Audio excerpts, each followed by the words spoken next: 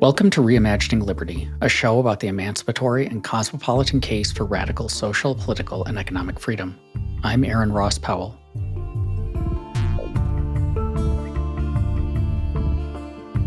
Digital expression is weird. When we move our communities and communications into digital spaces, such as social media, the result is an uncertain landscape of new incentives, mechanisms of influence, vectors of information and disinformation, and evolving norms, all of which have profound effects on our personal lives, our culture, and our politics. Few people have put as much thought into how these platforms function or dysfunction as social ecosystems as Renée DiResta, research manager at the Stanford Internet Observatory. In today's conversation, we dig into what makes social media distinct, how communities form and interact online, and what evolving technologies mean for the future of digital expression. If you enjoy Reimagining Liberty, I encourage you to subscribe to my free newsletter, where I write frequently about the kinds of issues we discuss on the show. And if you want to support my work, you can become a member and get early access to all new episodes. Learn more by heading to reimaginingliberty.com. With that, let's turn to my conversation with Renée.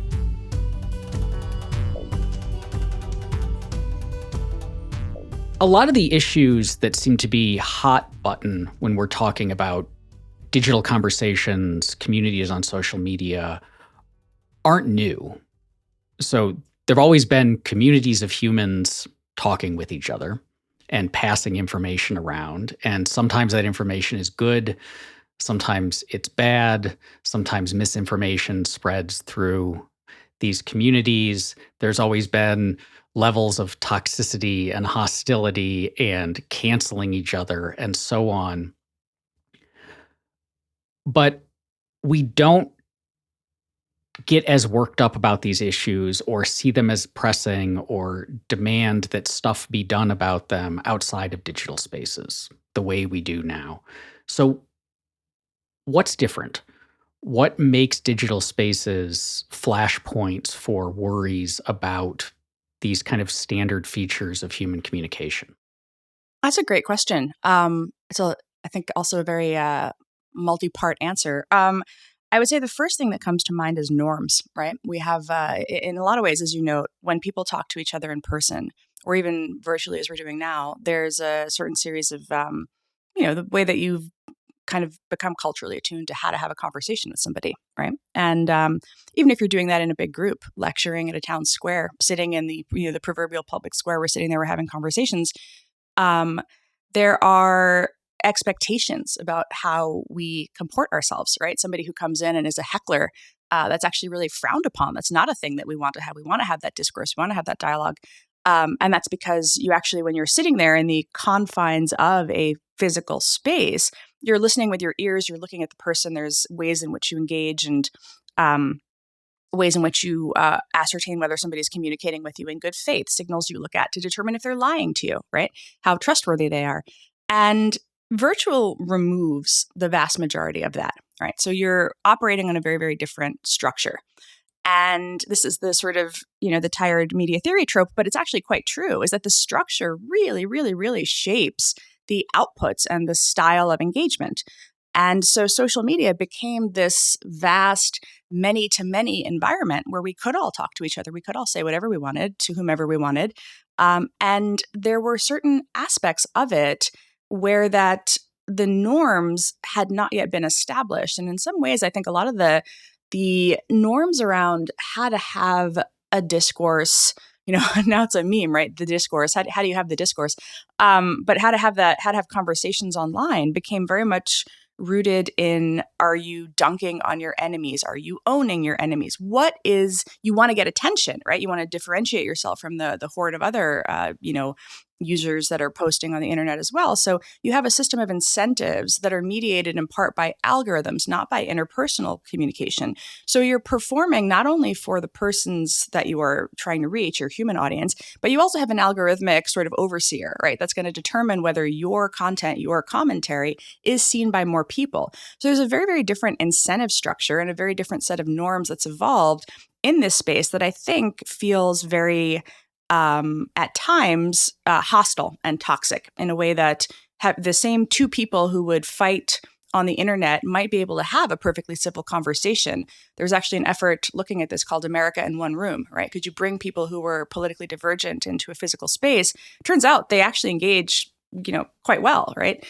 Put them back online, and all of a sudden you are a member of a warring faction performing your identity for all of the observant bystanders who are taking cues on how to behave.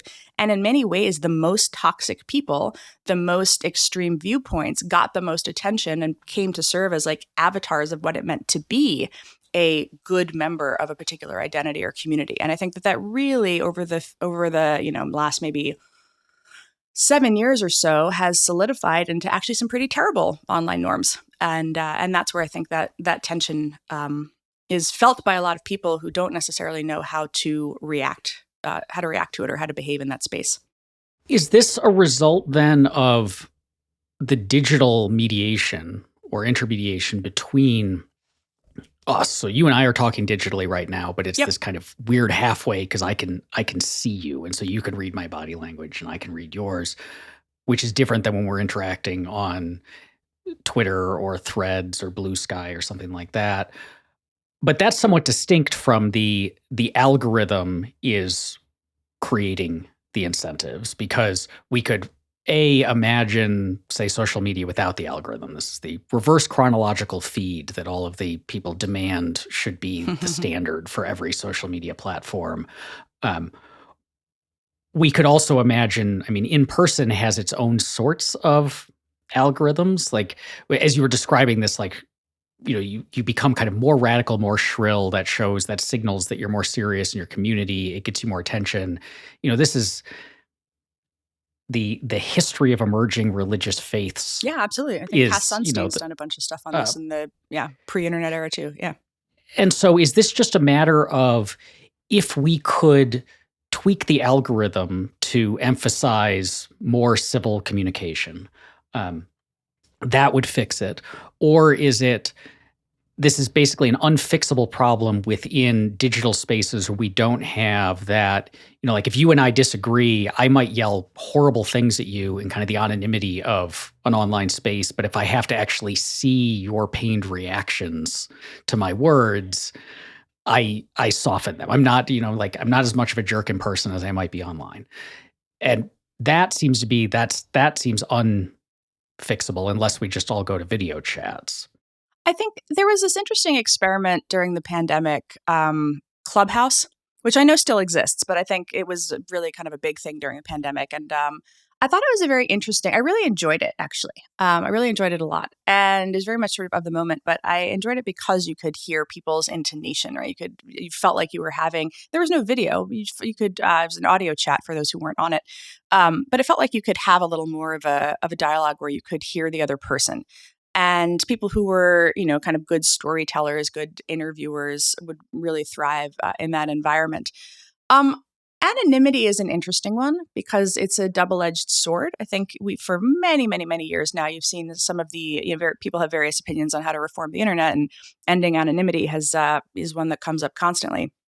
You might recall Facebook. One of its differentiators was the idea that you were speaking to someone who was a validated, true named account, right? That was actually what it sort of set out to be. It turned out that, turns out people manipulate, and any system, you're going to have some group of people that are trying to manipulate it. But I think it was there's the problem of scale, I think, might be the real differentiator here, in that the more you try to have larger and larger communities of people, you do see that kind of jockeying for position, as you noted. You do see that kind of desire to rise to the top. Certain voices become more representative. One platform that I really like a lot that I think does this very well is actually Reddit. And what I like about Reddit is it has persistent pseudonymity, right? So you're not deluged with random anons. You can kind of tell if somebody's been a member of the community for a while. You're actually, in some communities, if you post and you're brand new, there's a delay, right? Your post, you don't get to just spam the subreddit with 10,000 thoughts, right? So there's a friction there. There's also the upvote, downvote dynamics, where other members of the community are serving as kind of reinforcement, right? So somebody who goes and leaves a terrible comment is going to be sort of downvoted into oblivion. It'll eventually be kind of hidden actually from view as a non-constructive comment. You have moderation that's set by the moderators. So there's kind of top level platform dynamics that say, like, there are certain things that we are going to ban. Here they are. Very generic kind of list up at the top. But then after that, you actually have very, very detailed rules and rules that that shape the norms actually of the community, right? That say this is our community for posting pictures of cats, and if you post a picture of a dog, we're going to kick you out. And that's just it, right? That's the social contract that you enter into when you become a member of this community. And if you get, if you decide to be an asshole and post a dog and they kick you out, you can scream censorship if you want to, but that doesn't actually matter, right? You violated a norm that a community has set. This is the space that it wants to create. It's very clearly articulated. You know what you're getting into when you join. Some Facebook groups are like this also. You join the group, it posts a whole list of rules. I don't know if you've engaged in Facebook groups. The mom groups are they're a whole thing. They have a whole list of rules, and you accept the rule as conditional upon entry. And then these volunteer moderators who are also members of the community are in there and they will enforce the rules, right? And so it is not the kind of thing that you can do at mass scale, but when you have, few dozen, few thousand even people, you can create that kind of environment. And it's not necessarily anonymity that's the problem, because Reddit is very, pseudonymous.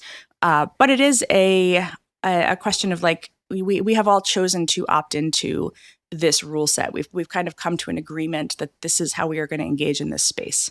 How is that mechanism different, other than just maybe size of community, than, say, Twitter or Facebook? Because what you're describing is also how those places operate. There are moderators in the sense that there's Meta, or there was Twitter's trust and safety teams and their content moderation policies.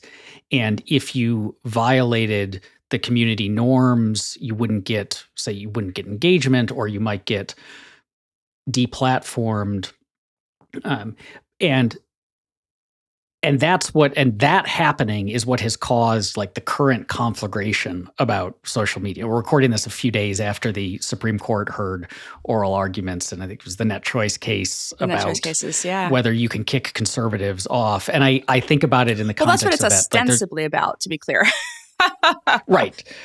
But there's that.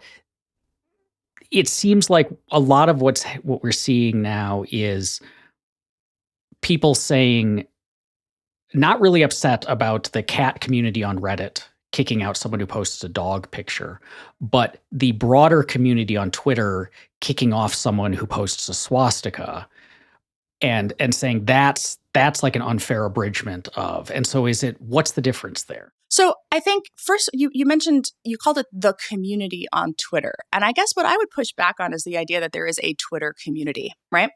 Twitter is an infrastructure for many communities, the way Reddit is an infrastructure for many communities. But you might think of Reddit as more of a bordered set of communities, right? More clearly delineated. You know that you're going into the cat subreddit, and this is how the cat people want to do their thing. On Twitter, you are organized into networks, meaning you choose to follow and be followed back, right? You form your communities, but it's just to go into, like, it's like an open crowd, I think is the way that I would describe it, the way I have described it in the past. Closed crowds, right? You have people who are they're forming around a particular religion, a particular group. They're the Kiwanis Club, they're the cat group on Reddit, and there's a sense of, like, we are here because we are of this community and we are adhering to these norms. What you have on Twitter is an open crowd where you have many, many, many different people with many, many, many different types of norms, and they all see each other, right? And so it is an infrastructure for having conversations, but it only has the top level mod. So on Reddit, you have the top level mod, and then you have the community mods, and the community mods are the one making the cat rules, right? On Twitter, you have to try to create one set of rules for all of these different factions that have all assembled on your platform, that are all very, very kind of tightly networked on your platform, who are also then constantly seeing the people that they hate in their field of view. And in fact, the algorithm will, as people hate read content, right? The algorithm does not understand that you have just hate read that, so you're going to see more of it. And so, there's tons of social science on this at this point. Like Chris Bale's book comes to mind, Breaking the Social Media Prism, where what he talks about is he studies these sort of very polarized, polarization. He's at the Duke Polarization Lab. I don't study polarization. I'm not an expert in polarization. But what they find time and time again is that people who are on Twitter as, let's say, a liberal, right, sees these conservatives saying these things and feels very, very angry about it and feels that it is her responsibility to respond, right, to correct the record, to tell them that they're full of shit, to, to go and fight back. Because Twitter is not the public square. Twitter is the gladiatorial arena, right? We are there to do a thing. The incentives of that platform are not to have nice closed crowd conversations about cats. It's actually to say, your norm is censoring my expression. The conversation around trans people is I think possibly one of the clearest examples. But I want, the sort of norm that the platform tries to set about how you speak to people, what name you use, what pronouns you use, the sorts of rules that they tried to put in place, was in response to legitimate harassment in which individual people were targeted. And so they try to create these rules. But then you can actually, it turns out, rile up your faction more by arguing that the rules are foundationally illegitimate, right? That they are biased against you. And then your faction feels aggrieved, whatever the rule is, You see this on Blue Sky too. Whatever the rule is, your faction is now going to be unified in its hatred for that rule. And so a lot of it is actually this ref working about when you have that one central top-down moderation regime, if you will, you are working the refs to try to make it the most favorable for you and your group. And that's because the thing that we haven't really touched on here is that we're not just talking about cats, right? We've got world leaders on the platform. We've got people in pursuit of political power. We have people in pursuit of massive wealth. And so the ability to be algorithmically rewarded versus to be throttled translates into material wins and losses in terms of either elections or financial, lucre, if you will. And so that's why this idea of Twitter as this incredibly high stakes arena is foundationally different than the ways that that people behave, even as, you can have a strong identity on Reddit in the cat subreddit, and you're not constantly out there like, well, as a liberal, let me tell you, you don't have to do that. That's not how you're performing. But on Twitter, you are. I think there's also a further factor that adds to these problems on Twitter and other like centralized or social media platforms where kind of everyone's thrown into the same space and then builds what you called an open crowd. And that's that when you're on Reddit or, I cut my teeth in the era of web forums. And so you're on the forum, you have this clear indicator that you are in a specific community. So you can see I'm in this subreddit. It's labeled as such. That's the community I'm in. The other people I'm talking to are in that community. Yep. Or I've gone to this particular URL that is running this forum software and joined this particular forum, and it's this community. On Twitter and similar kinds of platforms, you're all thrown into the same space. And we know that, like, conceptually, everybody's on. There's several 100 million people that I've been thrown into space. But you're seeing a very narrow slice of that because you're seeing the people that you chose to follow. You're interacting with the people who chose to follow you. And so you've basically constructed what looks like a Reddit cat community in the sense of like it's a small network around a shared set of interests, but you don't have the visual indicator that it is a sub-community. And instead, what you think of it as is what I am seeing is Twitter. Right. And the conversations I'm having and the norms and the kind of shared epistemology just is Twitter. And so when someone from outside, when you get the context collapse and someone from outside of it pops in, you're like, this person is a fringe outsider as opposed to they're just another community that I have bumped into. And the like things that we know to be true in my community must be what everybody knows, because it's just what everybody I see on Twitter is talking about. And so when people push back on that, it feels less like they're in a different community and more like they're challenging kind of the whole world. And I think that contributes to, like, the norm should reflect me, not just because I'm like working the refs and I want them to reflect my sub community, but this is just what all of Twitter is. And so of course they should support it, because it would be nonsense for them to support something else that is not representative of Twitter as a whole. I think you really saw that on Blue Sky. I think you were kind of early there, as I recall. I was very, very early there. I had a chat with the CEO. I'm at Stanford Internet Observatory. We're very interested in new and emergent platforms. And we're interested in them actually because of several reasons. One, like, what is the sort of trust and safety framework that they envision, for community governance? But the second is, whenever you have a new entrant into the information space, things kind of reshuffle, right? New communities form. And so we're always just interested in how does that, what changes, right? How do narratives move with the new entrant or the new technology? And I remember joining Blue Sky when it was very, very early. And I actually didn't even know what to post, right? I feel like I've been online forever. And, and I got there and I was like, all right, people are posting AI generated art. Right? This is like right when it was in March of 2023. So about a year ago. And they were posting a lot of AI generated art. And then there were a lot of nudes, I was like, okay, I'm not really sure how I fit here. I don't really know what to do here. So I kind of, I lurked. I posted some AI generated art. In some ways, I liked it because it felt like a little bit of a reset, right? I didn't have to post about the stuff I normally talk about. I wasn't there to grow an audience or, talk about my work or anything like that. I posted like, here are these crafts I made with my kid. Here's my, I found these random gardening people. And before it had formally organized into feeds, and I would just, I had a garden and I would like post my gardening stuff, and I would have really nice conversations about it.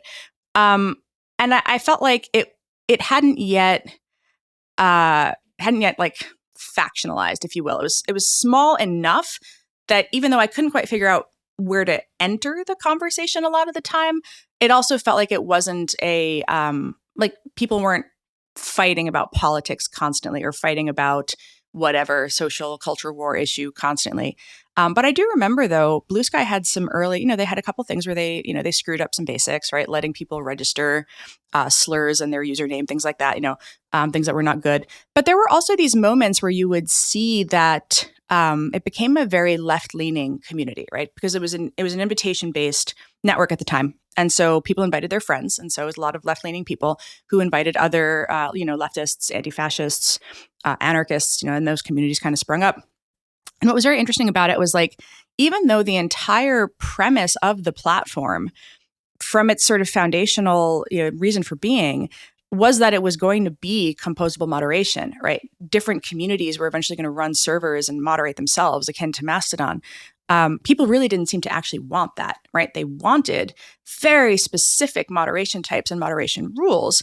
And they wanted them because they felt that Twitter, at this point, Elon owned Twitter, that Twitter had rolled back some of those things. So in a sense, what they had lost, if you will, in the ref working fight over on Twitter, you began to see manifest in the ref working fights over on Blue Sky, as people tried to say, these are the rules that we want to establish for our community on this thing.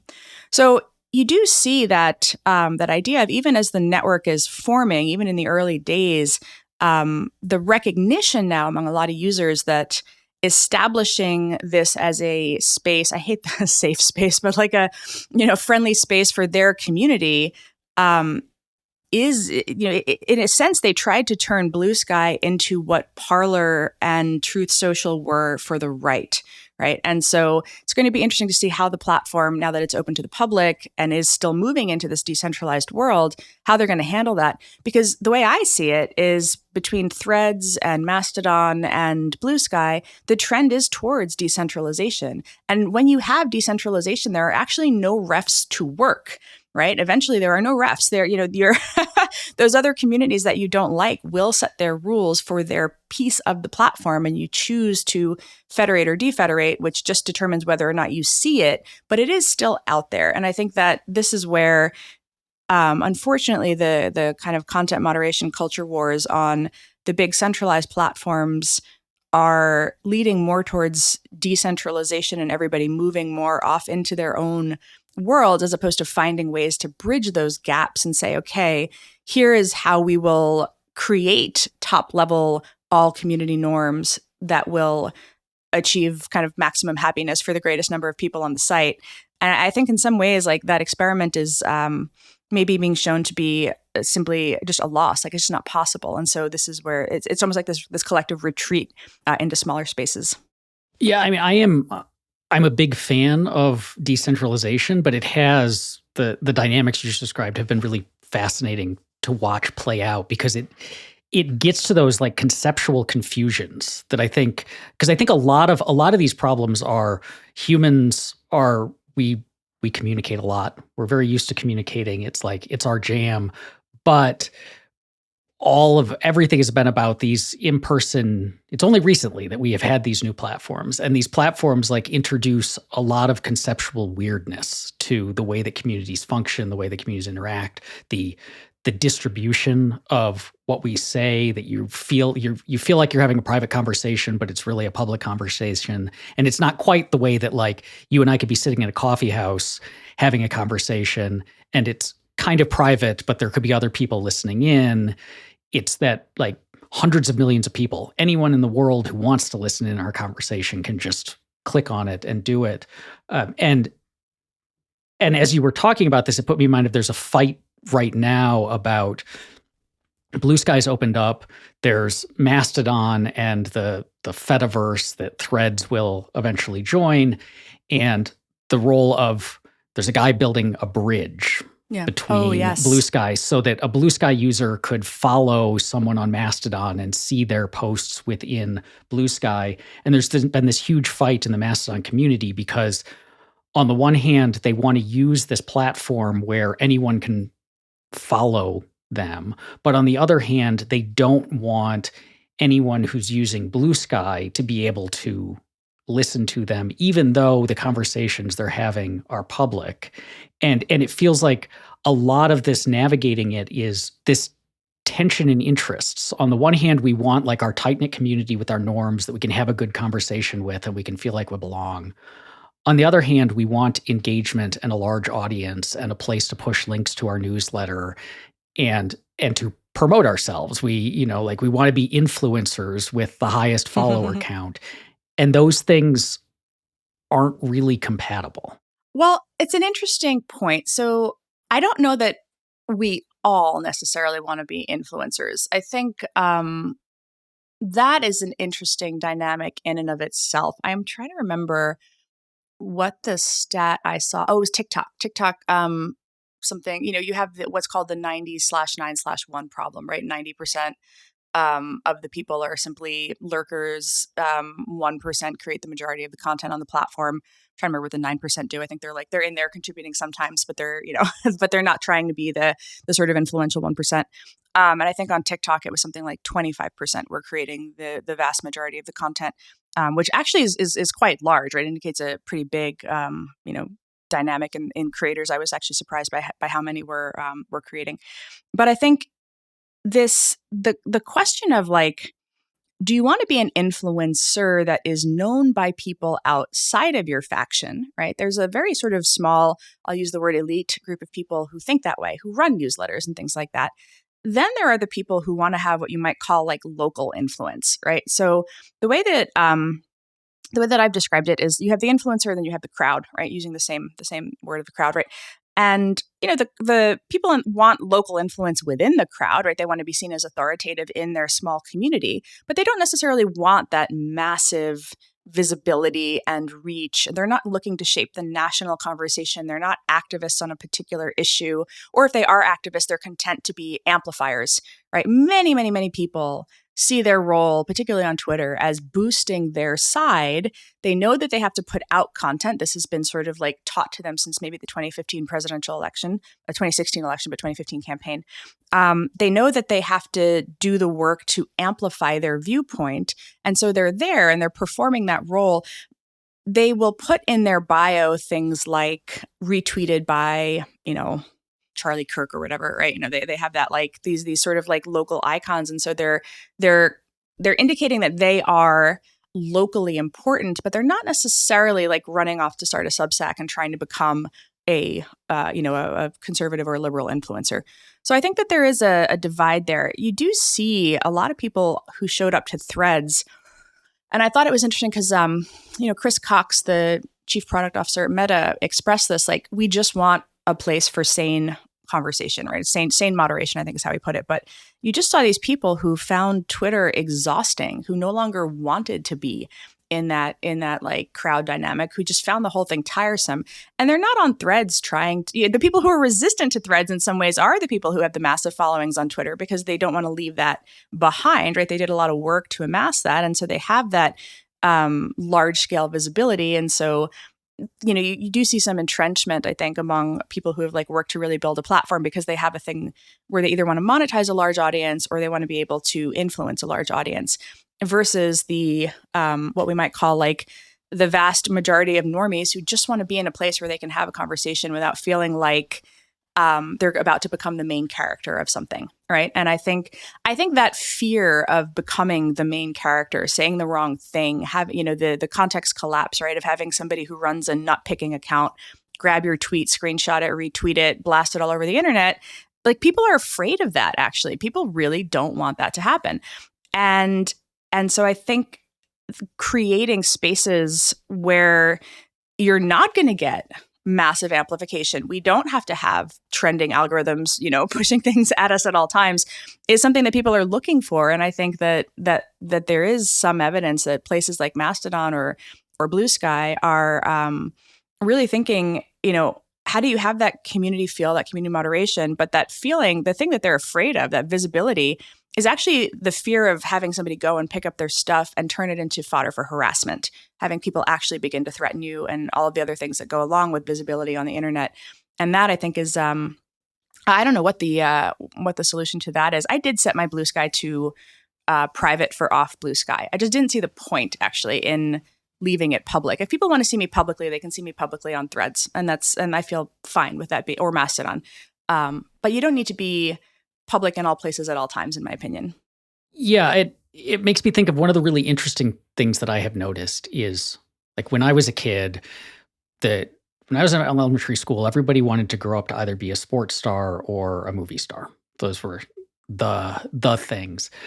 My kids, the thing that all the elementary school kids and middle school kids talk about is wanting to grow up to be a TikToker or a YouTuber, is like their version of celebrity and their ideal career path. But at the same time, the interactions that they have with each other online seem to be trending away from public platforms and social media. And like, I was surprised that like Snapchat had come back, but Snapchat is huge again.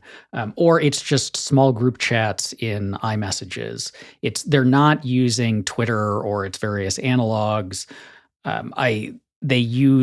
They're on TikTok, but it seems like very few of them are actually creating anything or have really a desire like to actually do that on the ground versus just kind of imagining the lifestyle of one of these influencers.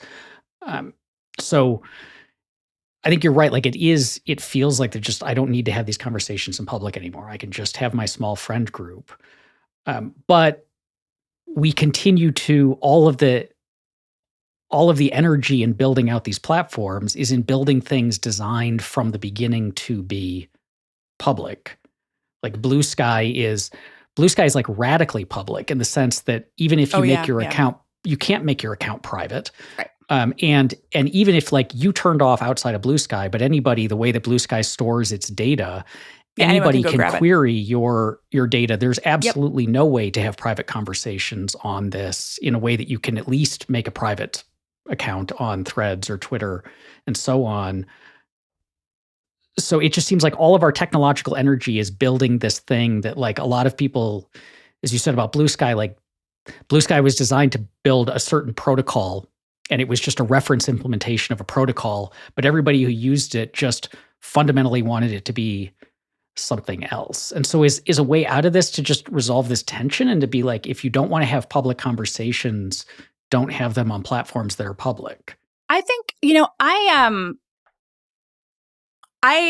I moved into the WhatsApp group, the WhatsApp groupification kind of trend, I think, that happened among a lot of folks who work on controversial topics, or even just don't want constant visibility. Like, you want a place to be wrong or to have a debate or to actually learn something as opposed to broadcast, right? So moving into the various like WhatsApp groups of like friends and friends of friends, I found actually really constructive. I had a bunch that were extremely politically diverse or were like, I was the only liberal in the group, sometimes the only woman in the group, and it would just be a place to have debates and conversations. And I actually kind of, some of those actually really did collapse as the vitriol and polarization increased on the outside.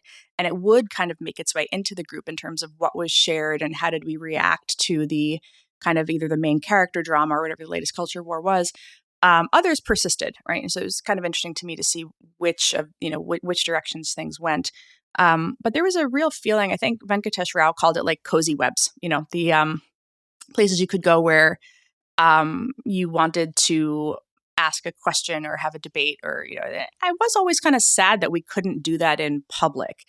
There's this like the transitive property of bad people, right? Where like you talk to so and so, and the mere act of engagement, means that it's like it's a liability for both of you in a in a weird way. Like, how are you talking to her? Whoa, and then the other, and it's of course the equivalent on the other side, and so.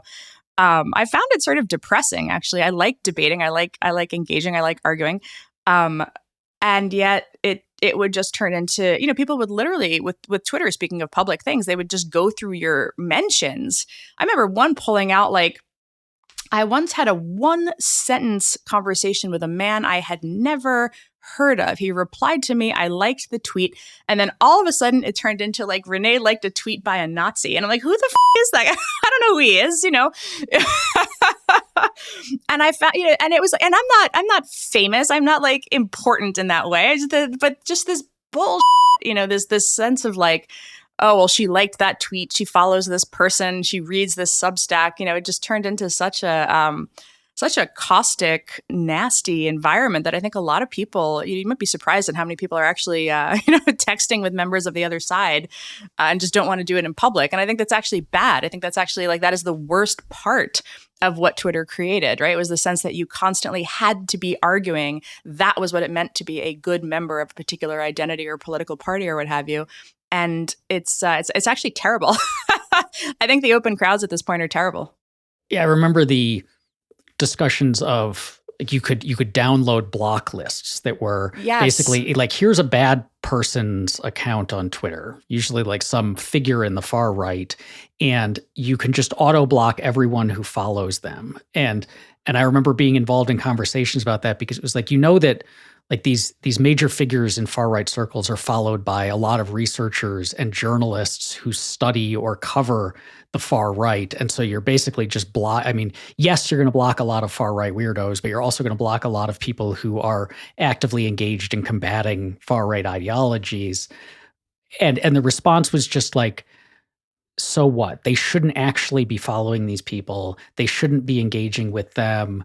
They should be finding other ways to see what they're up to if they need to, rather than like giving them the follower counts. And it was deeply weird. And yes, I think you're right, like caustic to just the way that we should interact with each other and with knowledge and paying attention to what's happening in the world. Like it's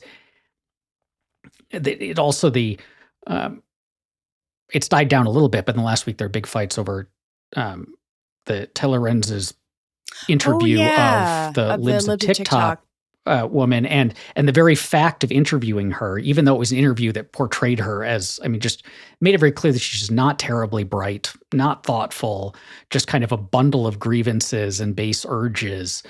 And but the very fact of interviewing her was beyond the pale. And it seems like there's this kind of performative non-engagement or performative ignorance that is a part of these cultures of like, the proper way to respond to bad ideas is just to like pretend you don't even listen to them. I think it's a very early 2010s attitude, right? So there was this this selective amplification argument that it's a really interesting paper. I think it's Dana Boyd, Joan Donovan from back in the early 2010s.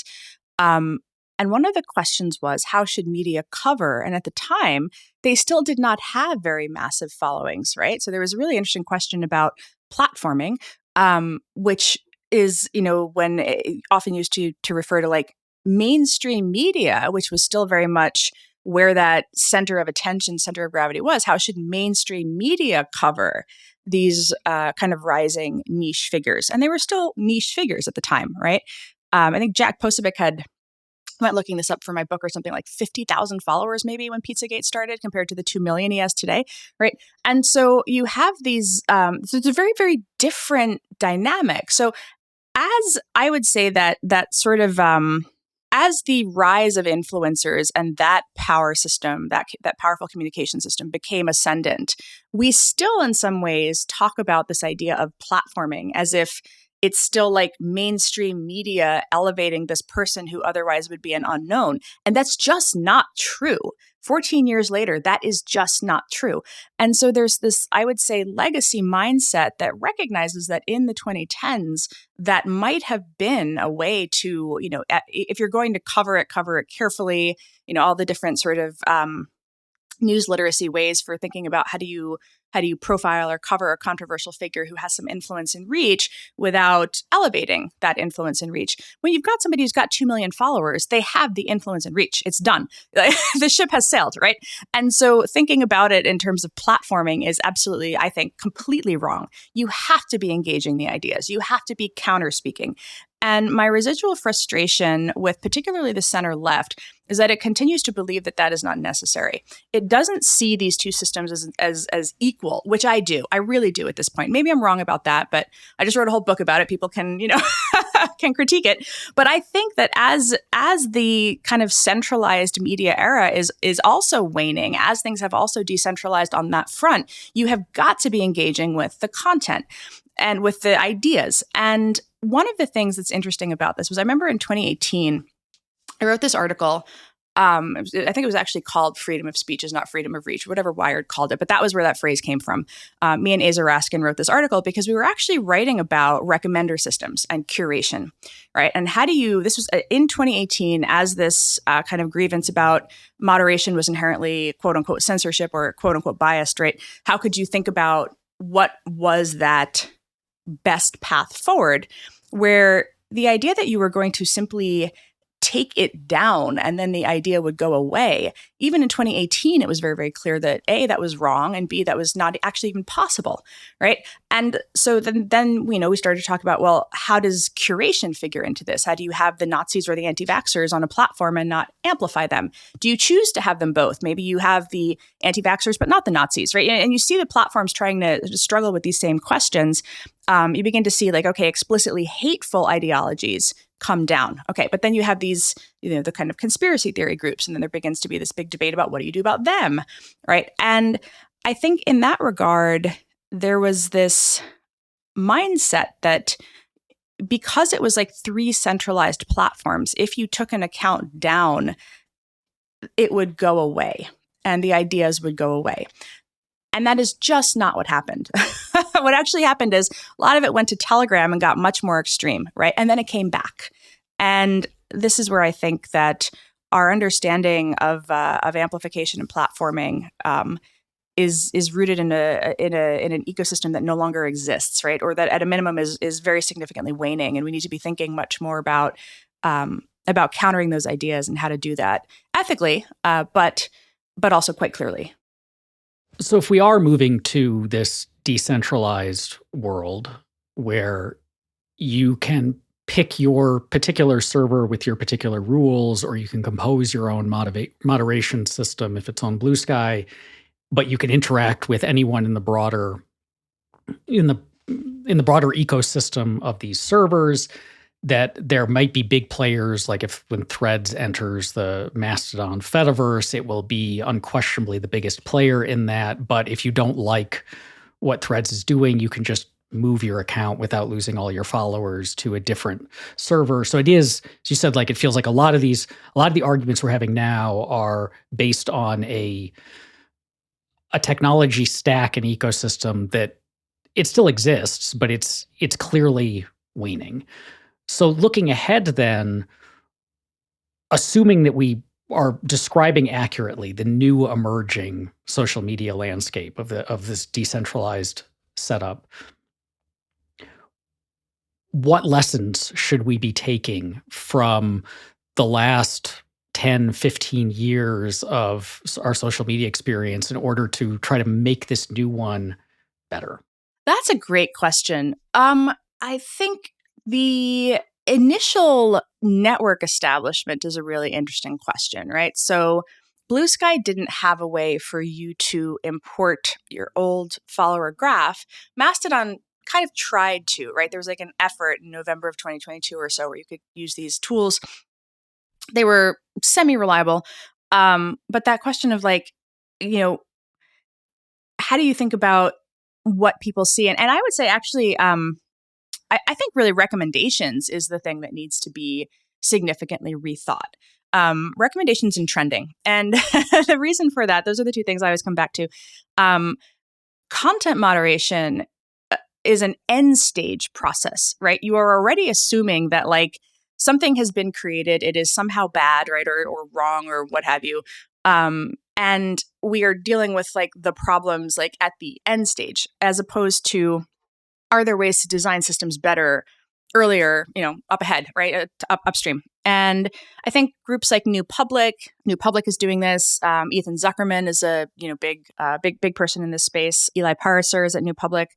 And the question is like, how do you, if you design it from the ground up, what do you want to see? And I think that there's some real questions around like, how do you decide who to recommend to someone? Are there better ways to think about, like what is the incentive? There's this kind of a flywheel effect with a lot of this. Even the very, very, very early days of Twitter, when Twitter began to create suggested follower lists, what they do is they essentially like reinforce, there's like a flywheel effect. You have some reach, some power, some follower count, and you get more because the platform thinks, okay, this is a person who I should suggest because this is a person who a lot of people follow. And then that becomes a self-fulfilling, self-reinforcing situation. And that's not necessarily, I think, the best way to do it, right? You could say, remember Clout? I feel like we're probably about the same age, right? Okay. So Clout, for those listening who don't know, it sort of sat on top of Twitter, and you received Clout scores for how influential you were, how much of an expert you were, not writ large, but it actually recognized that expertise was local, right? Maybe you were an expert in like dinosaurs, and you could have Clout in dinosaurs. And so if somebody wanted to find the dinosaur guy, like that was, there was a way to do it. And people made fun of it. I definitely made fun of it, but it was really an idea before its time, I think, in that you might remember like then during COVID, you see Twitter actually scrambling to find doctors to give blue checks to, right? To say like, okay, we got to find a way, like, who are these randos talking about this disease and how many of them have any medical background whatsoever? Maybe we should be blue checking and elevating the sort of frontline physicians, right? So there's this kind of scramble to go and find them and do that.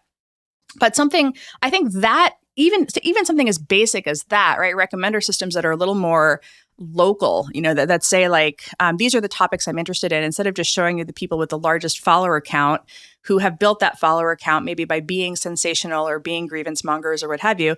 Maybe there's different ways to surface that, to establish those networks.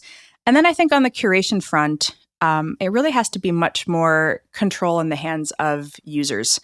I think that there are a lot of people who having never actually played with the levers of what a curation system can do, think that they want reverse chronological. They don't necessarily recognize that that creates its own incentives, right? Which is for people to be very, very, very frequent posters. So actually, in a lot of ways, it becomes very spammy quite quickly. But if you let people have tools where they can, kind of push one thing up and push another thing down. I want to see more Black women in my feed. Okay, here we go, right? This was what Ethan Zuckerman's Gobo tool actually did. I don't know if it was as granular as Black women. I feel like definitely women was in there. But you could play with these different levers and see like, oh, look at how my feed changes when the algorithmic curation changes. And that also, even beyond the ability to shape the feed, gives people some visibility into, oh, this is why I'm seeing so much of this stuff and not this other stuff. And so it kind of helps people realize, even in that moment, this is the power that the algorithms have over what is being pushed into my field of view, what I am reacting to, how I am feeling is in part based on this kind of stuff. And here is where I have both more control and also at a minimum can understand a little more about how the system works. I remember in the olden days, in like 2018 on Twitter, having conversations with people who, this was when the I'm shadow banned narrative really began to take off. And I would talk to some of these people, right? And I would say, why do you think you're shadow banned? These are accounts with like 100 followers. These are not these are not the kind of accounts that even would have risen to the level of the platform being aware of their existence. And they would say things to me like, my friends don't see all of my posts. The platform is shadow banning me. And they foundationally did not understand how a curated feed actually worked. And so they felt that it was some sort of reflection of a platform not liking their post or their content. And that made them feel, very aggrieved, which really opened the door, I think, to kind of this persistent belief that the the algorithms are out to get you. So thank you for listening to Reimagining Liberty. If you like the show and want to support it, head to reimaginingliberty.com to learn more. You'll get early access to all my essays, as well as be able to join the Reimagining Liberty Discord community and book club. That's reimaginingliberty.com, or look for the link in the show notes. Talk to you soon.